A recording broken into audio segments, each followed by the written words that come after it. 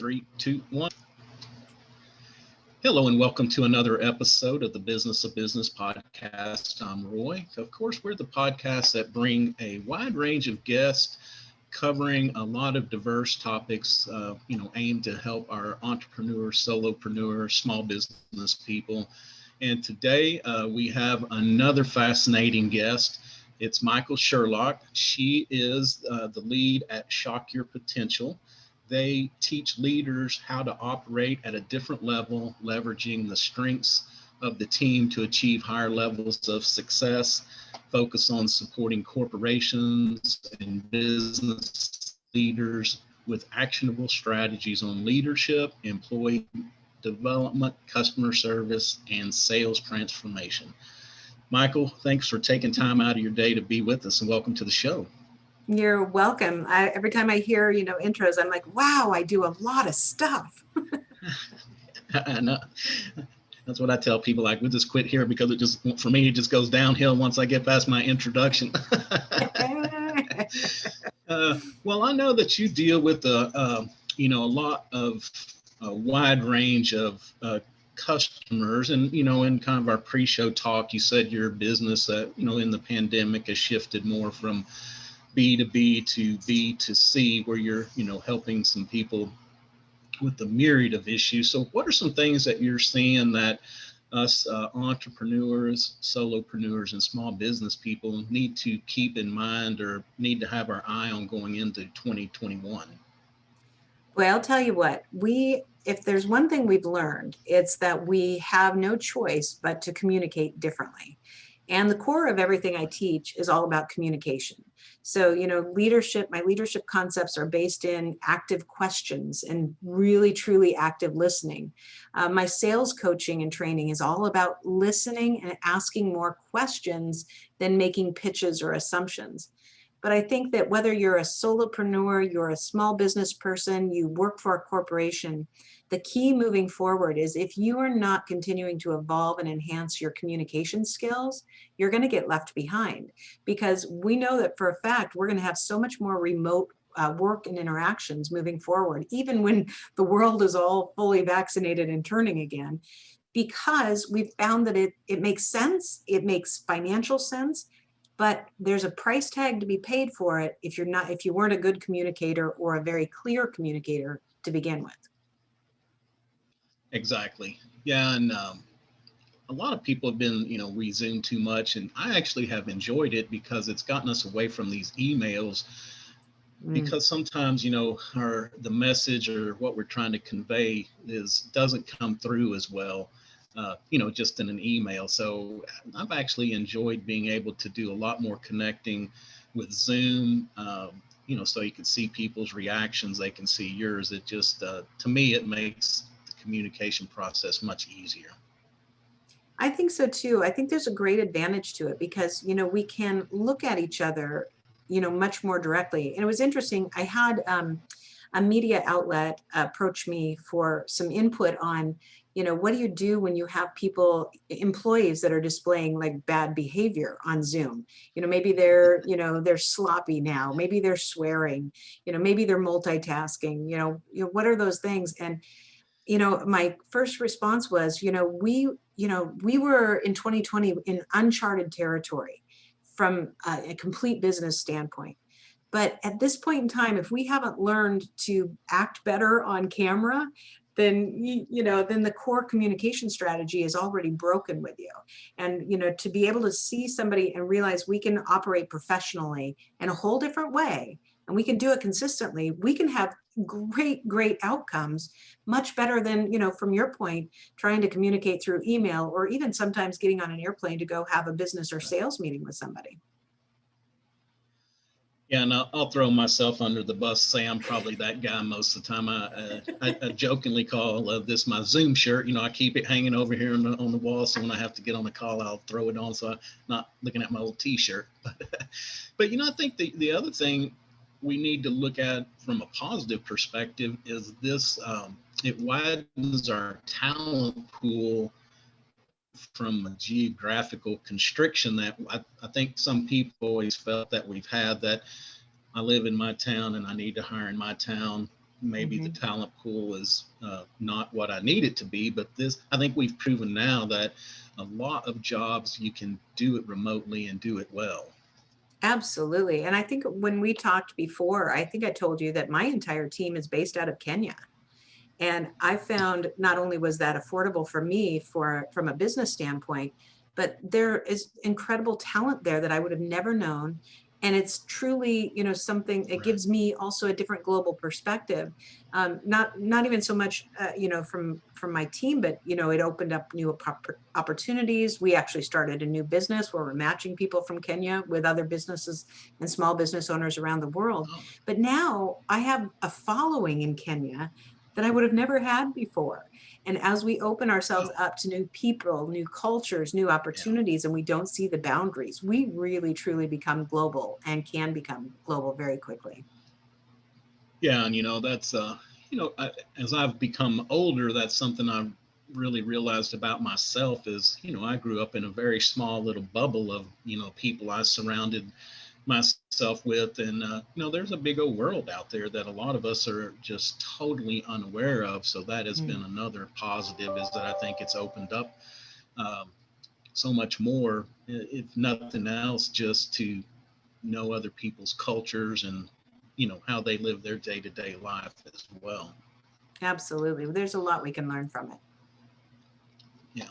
So, kind of speaking of that, I feel like, and I saw a survey the other day that said probably 75% of remote work is here to stay. Companies are going to have problems saying, "Hey, we need you to come back to the office now." A lot of people are going to say, "No, I'm just going to look for another position that will keep me at home." But what is your take on that? Do you feel like that the bulk of this stay at home, if you can operate at home, that the bulk will stay at home? I think so. And I think especially for the next few years. Now, there may be a different shift after that. But one of the things that I see is that there are a lot of people who are very afraid to go back to work. So even if they're vaccinated, or even if, everybody else in their office is vaccinated, we still don't know all the data. We don't know how long the Right. vaccines last. We don't know, what else is going to occur. And although there are many of us, I think, that are very comfortable and would love to be back face to face with a lot of people, there's a lot of people who just simply aren't comfortable. But regardless of that, I think businesses have now had to ask themselves the question, how much do we really need to spend on our overhead space? And what is Right. the outcome that we can get with remote workers? I mean, some of the biggest players in the world, the Facebooks, the Googles, we're building massive brand new buildings all over the place. As those things stop, the question is, what will happen in many of those cases where workers really can be remote, maybe should come together at times. But the cost benefit analysis is not always going to be in line for people coming back into an office environment. Right.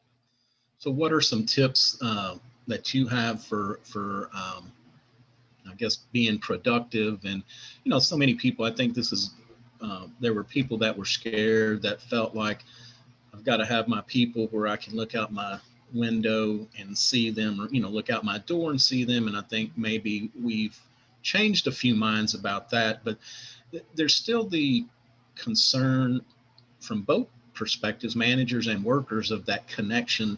Um, because sometimes people are left and nobody ever reaches out to them. They feel like they've been, cast off to an island, which is probably not a good feeling for that employee. So what are some things that we Right. can do, or how do you run your business where you can stay engaged?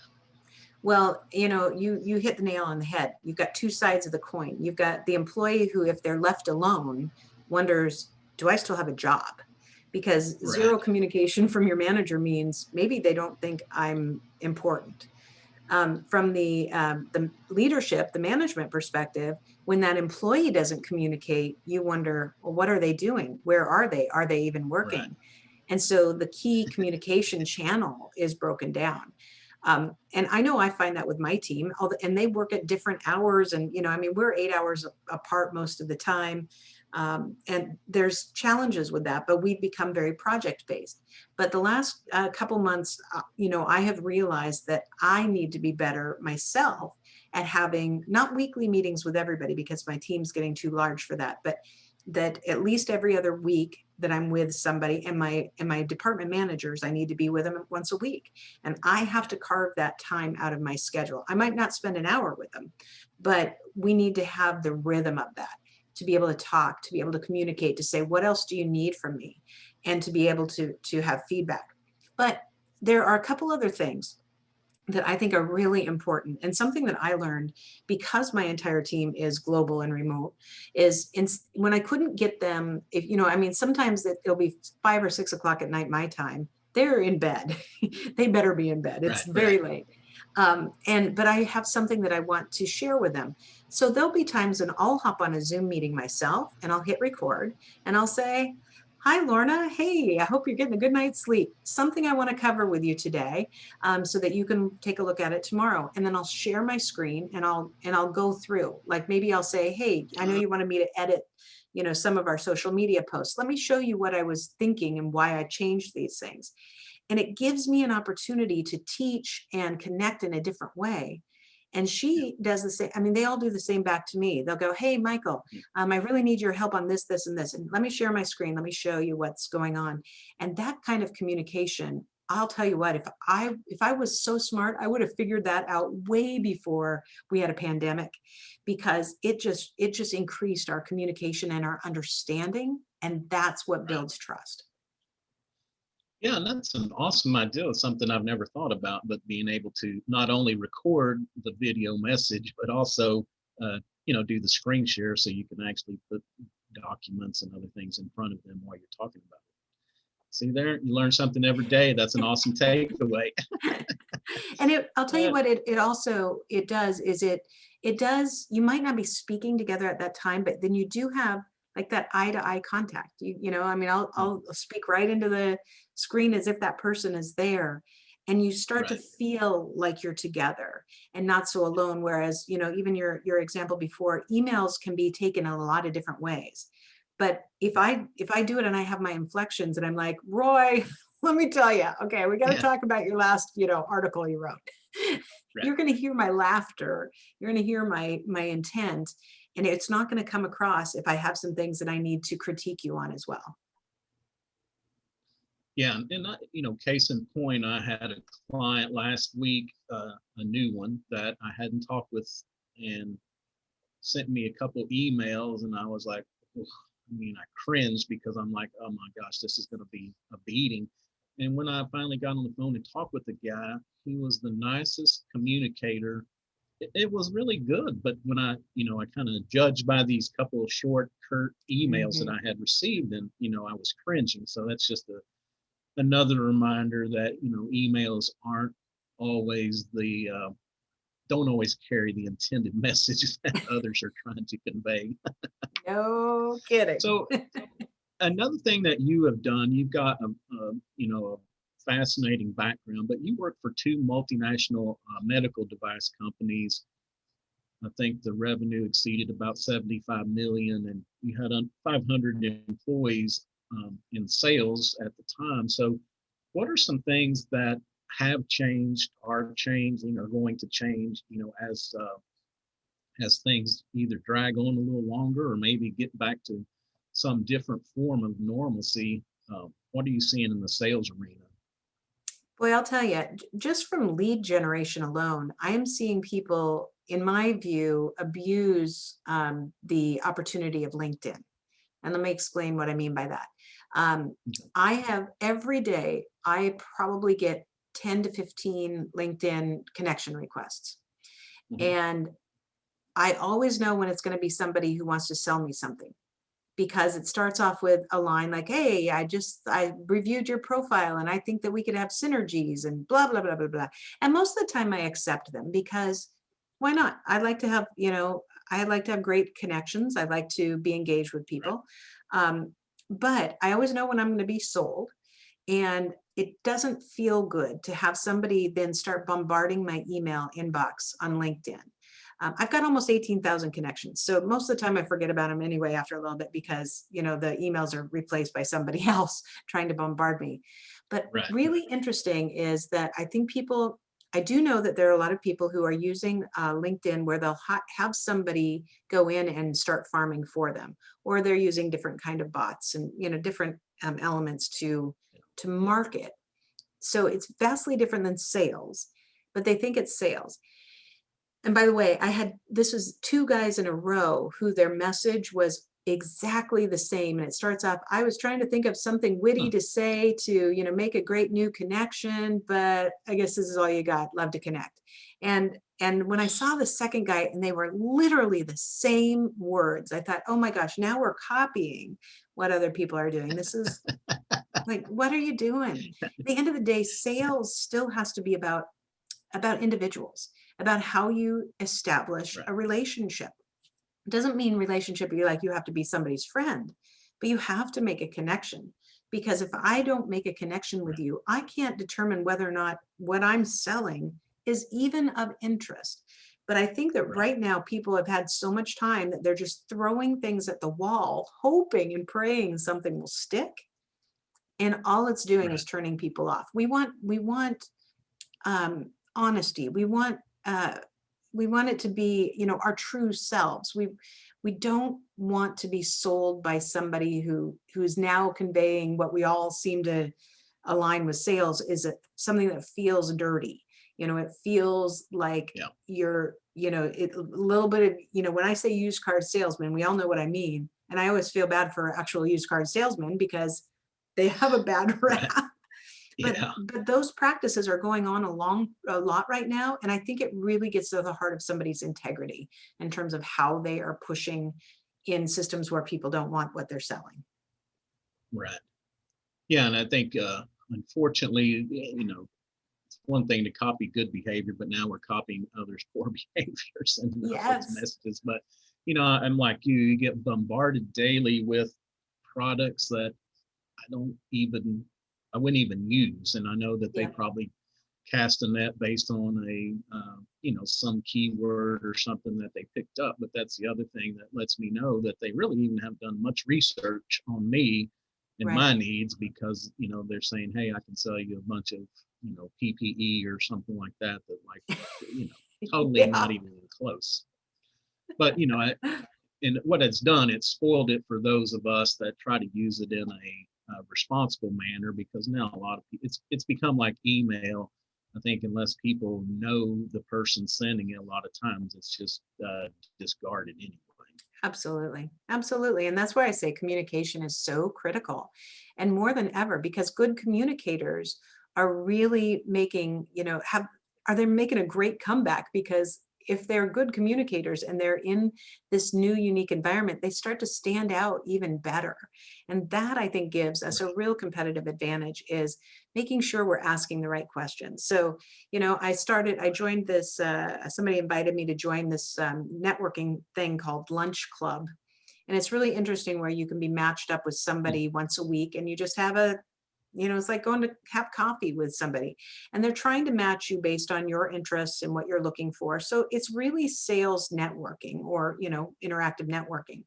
But I've had a Interesting. couple meetings there that have been just phenomenal. One that was not you know, a right fit for me, but it was a great connection. Enjoyed the conversation. The next one I had was like a perfect match to several things we're doing. Not that I'm going to earn business from him, but there are synergies there. There are opportunities to work there together. And that's what I think is really, you know, is interesting are the platforms and the tools that allow people to communicate and really talk. And then when people get there, they operate in the Right. right mindset. There can be some great outcomes to this. Right. So, what are some other overall strategies that you're recommending to and you know, I know that you said that you've kind of moved to that from the B2B to the B2C. So you know, what are some strategies that you are putting out there to try to get people off to a fast start for the next year? Yeah, it's really great timing that you're asking this question because I think I told you when we met before that, I had to pivot my business because prior to COVID, 95% of my business income came from me getting on an airplane to go speak or train somewhere around the world. Right. And I always in the back of my mind had this desire to create an app. And I wanted an app because, if you have me standing in front of 1,000 people at a conference and everybody's like, oh, we love you, we're going to buy your books, we're going to follow you, they might follow my podcast, they might, read my book, all that. But eventually you kind of lose them. And I always for years thought if only I had an app and that, I could say, hey, if you want to keep in contact with me, my podcast, some other trainings, lots of free stuff, some executive membership stuff, it's all in one space. And so finally with COVID, when the airplanes stopped flying and all my conferences canceled, I said, okay, this is the time.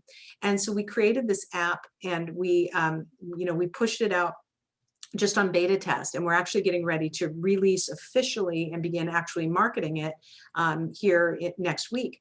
But our beta test, just with no marketing and advertising, we have 1,000 download users all over the world.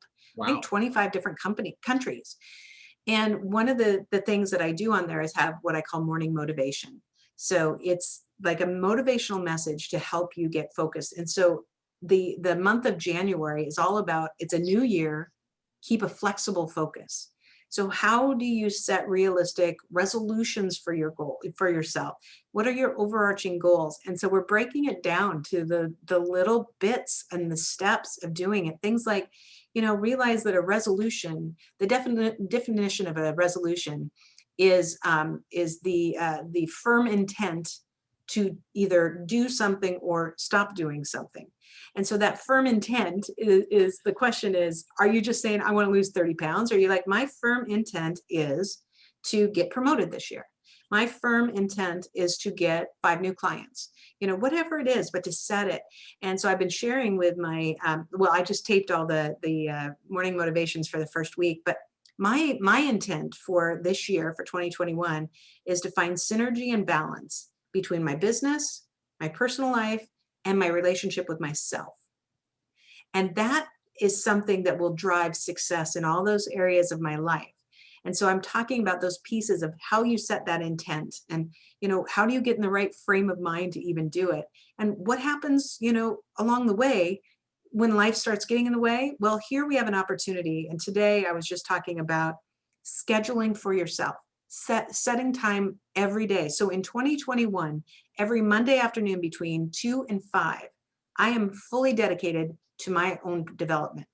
So that's either doing, working with a coach, that's reading another book, that's listening to other podcasts that are going to motivate me. But every week I'm going to dedicate time to myself, which sounds a little luxurious, but if I don't do it, how will I ever continue to grow? So it's really about setting intent, but then also following up with the actions that are going to get you there. Otherwise, it's just a great idea where 80% of people will be out of their resolution before January 31st. Right. No, and I think that's a good point because, I was just talking to a gentleman the other day about having that good work-life balance. And I think a lot of times we focus on work or family or home life, but we leave out focusing on ourselves. So I think that's something very good to remember is that not only for self-development, but self-care, getting to the gym, taking a walk, doing whatever we need to do to keep ourselves healthy. And, it's funny, I found this meme from a few years ago that I just posted yesterday that said, I think it was Zig Ziglar, but it was motivation doesn't last. And then he said, but bathing doesn't last either. That's why we suggest you do it every day. So, yeah, right. It's like motivation isn't just a January 1st pep talk we give ourselves and like, we're good, we're done for the year. I mean, somebody said successful entrepreneurship is not a gradual line up, it's up and down and up and down. And we have to continually find ways to not only improve ourselves, but to motivate ourselves every day. Or, there'd be days like maybe today that I would just check it up because, my morning started out pretty rough, but we just have to celebrate ourselves, celebrate our victories, and learn to move past that. But also the Amen. self-development, I think that's a big thing for a big thing we've learned. There's a lot of success that has come out of 2020, and I don't want to belittle the people who have been sick, the people that have been impacted with their jobs or lost loved ones. That Hmm. has been serious complications, but I think this is uh, it's been a real banner year for people who have been able to be creative and be able to pivot and maybe just look at things a little bit differently. Absolutely. And it takes, I love your quote, because it is so true that motivation comes in fits and spurts, but the only way to keep motivation flowing is to make sure you are working on it every day, that you're, Right, that you're focused on it. Because wherever you look, that's what you're going to see. And when we put it right, behind us or we push it over to the side, we don't see it. So we're not going to act on it. It won't continue to grow inside of us. right.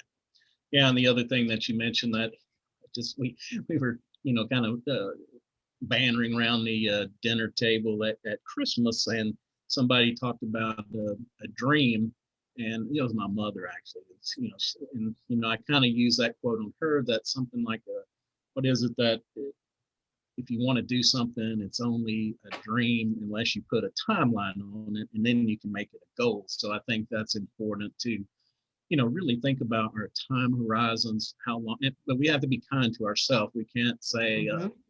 I'm going from 0 to 100 million, by January 29th or something crazy. We Hey, have to be hey, unless I win the Powerball, and that's still an option.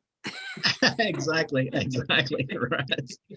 We have to be kind to ourselves and know what is realistic, but we also have to be sure and put those deadlines and keep that focus. It's hard because life is throwing us challenges every day, every minute, but we have to focus on, I hate to always use cliches, but a lot of them are so pertinent. It's like, have a plan, and what is it? Plan your work and work your plan, but you have to stick to it. When you fall off of it, you have to have a roadmap to go back to say, this is where I need to be, where I need to be focusing my attention. Yeah, absolutely. Yeah, I totally agree. Yeah, we can, focus on a lot of activities that really don't push us forward, bring us more revenue.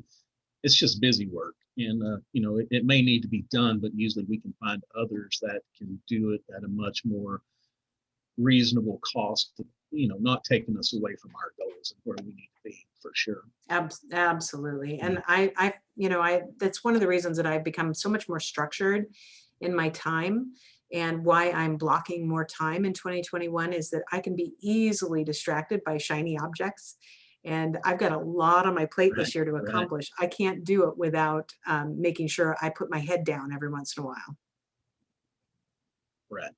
Yeah, and then I guess the second part of that story is to reevaluate month end, quarter end, take some point in the future, because things change, just like we've seen this year.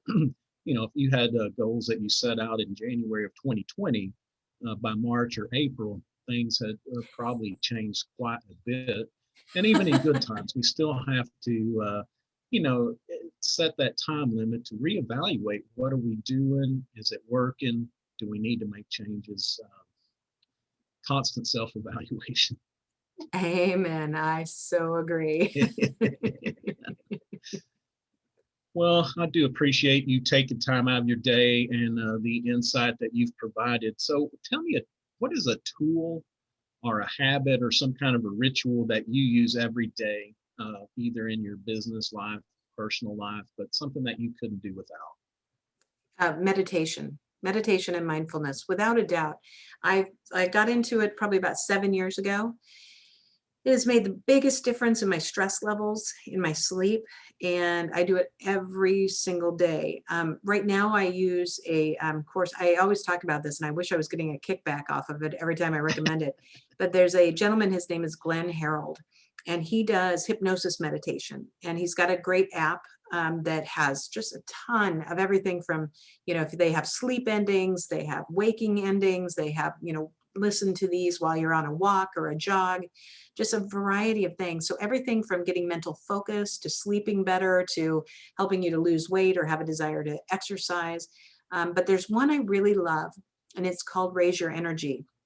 And sometimes in the middle of the day, especially after lunch, I hit that, what I call post-eaty sleepies, when the afternoon's dragging and you've had lunch and you don't have the same urgency or energy you had in the morning. And, you got to commit to this because it's 38 minutes.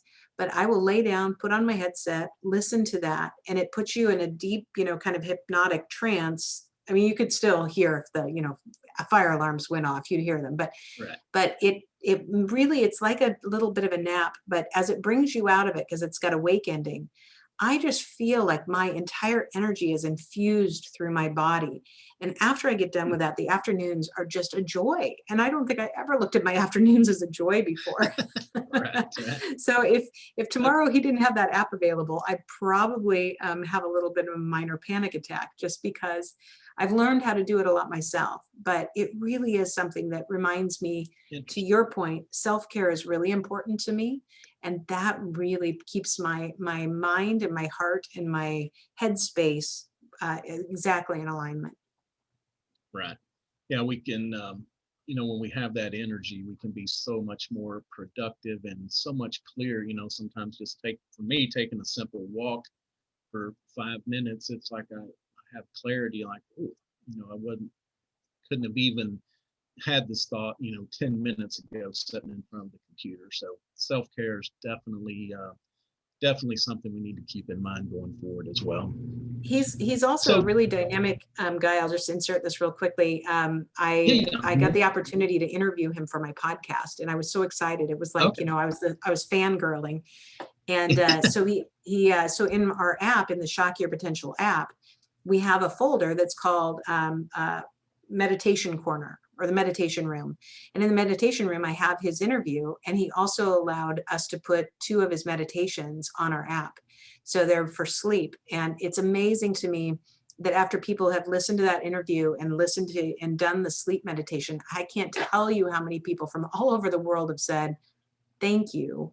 I can't believe how well I slept, and I can't wait to learn more. Awesome. And so we can find that app in iTunes App Store, Google Apps. Just type in Shock Your Potential. You'll find my very colorful we'll logo. Be sure and include that. Okay, I'll put that in the show notes as well, where people can reach out and download that. Excellent. So if you don't mind, take a minute, tell people who is your customer, what can you do for them, and of course, how can they reach out and get a hold of you? You bet. Well, I'll take the last question first, which you can find us at shockyourpotential.com. Okay. And that will give you everything. Although if you are interested in our remote staffing business, it's called Kukua Biz, and that's KUKUABIZ.com. And Kukua Biz is where we're matching talented professionals from Kenya with small business owners all over the world. But my customer is multifaceted now. So if you would have asked me a year ago, I would have said my primary customer is a company or an organization that wants me or my team to come in and train on leadership, sales, or any other element of customer experience. But today, that is still my primary customer. My secondary customer is someone just like you, someone who needs motivation, who needs, training, who just wants to have, a lot of resources at your fingertips to help propel you professionally and business-wise. And that's where, as we really relaunch this app, it is, our followers are students in college. They are people who've been in the workforce for decades. They're people in the C-suite. They're people that are frontline salespeople in stores, you name it. And what we're finding is that we are becoming that place where if somebody wakes up tomorrow and they say, I have a job interview tomorrow and I don't know how to prepare for this, that we've got resources for them there. Oh, and wow. It's been really fun. I mean, if somebody says, hey, I don't know how to manage stress, in my life, hey, I don't know how to have a difficult conversation with a coworker or with an employee, we've got those resources there. And so our goal is kind of world domination, I guess, that, that the app will be in everybody's hand, and that'll be the place that they say, what do I need to do to get a promotion? What do I need to do to to get that new job? What do I need to do to prove that I'm ready for a leadership position? And that it'll be their go-to resource. Awesome. All right. Well, we'll be sure and include that. Y'all go out and download it, reach out, give Michael a call. I know that she can help you in a wide range from leadership to sales to all the above in the app there. You can find us, of course, at www.thebusinessofbusinesspodcast. We're also on all the social media, Facebook, Facebook, Instagram, and Twitter. Also, this will go live on YouTube as well. So again, Michael, thank you for your time. Until next time, take care of yourself and please take care of each other.